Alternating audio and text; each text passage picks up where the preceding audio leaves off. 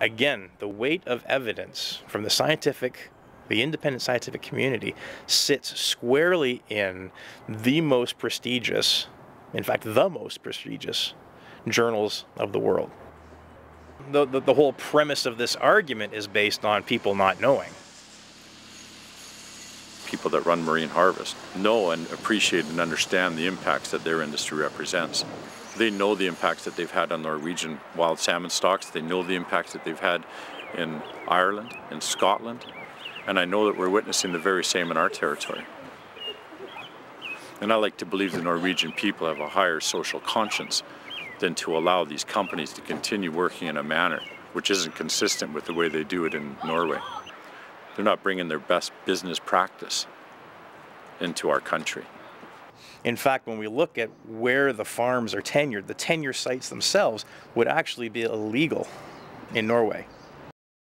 The view in the independent scientific community is the source of the problem is so obvious to everyone. And yet, those in positions of power to make decisions are so willful to ignore the advice of the scientific community. Marine Harvest, you present yourself as a leader in sustainable aquaculture. It appears that you are focusing your resources and energy on denying the problems and confusing the public, rather than acknowledging and addressing the issues. In a recent magazine publication, your communications director claimed that you have no scientific reason to believe that your salmon farming operations in Canada are a threat to wild salmon. In your public relations literature, you claim that the state of scientific knowledge is inconclusive about the threat of sea lice to wild salmon. You even go so far as to publish the statement that over the past 5 years, numbers of pink salmon have actually been increasing in the Broughton Archipelago. This can only be a calculated distortion of the facts meant to obscure the truth from the public. The fact is that almost all salmon stocks in the Broughton have collapsed. Entire major wild salmon river systems near your farms are now nearly dead. We're now seeing on the horizon now the extinction of salmon populations due just to sea lice. We can take care of the problem. We've been able to take care of the problem for decades, right? Create a boundary between the farm and the wild environment. It's just that easy. Unfortunately, when you do that, it becomes a little bit more difficult to produce cheap salmon. And so the decision by Marine Harvest has been to allow the wild salmon to pay the price.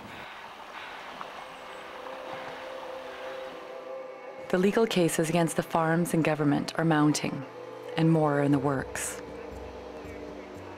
In 2005, a BC Supreme Court judge ruled that the Jamelco Indian Band was not properly consulted with before Atlantic smolts were introduced to the territorial waters.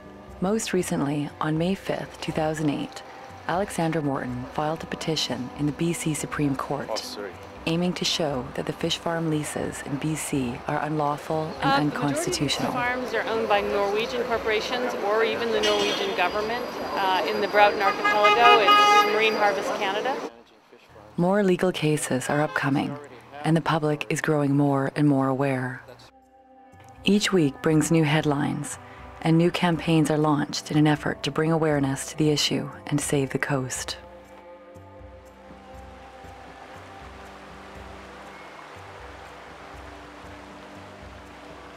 Areas in British Columbia not affected by fish farms still boast some of the most fantastic fishing opportunities in the world.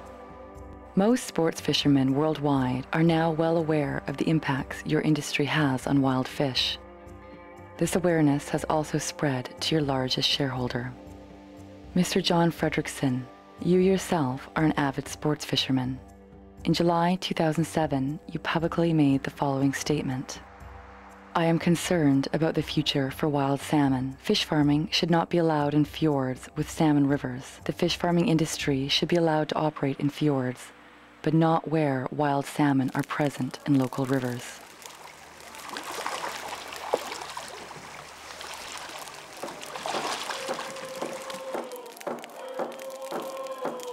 Well, I turn and have a look at the culture that is our people's, and every aspect of nature, of animals, of systems are represented within the dances and the masks that define who we are. and we still practice today. And you come into our territory, you're going to see eagles, you're going to see whales, you're going to see grizzlies, you're going to see black bears. You're going to see every manner imaginable of beasts. So come on to the Broughton before it's barren. Marine Harvest, you are the world's largest salmon farming company. This makes you the global leader for this industry.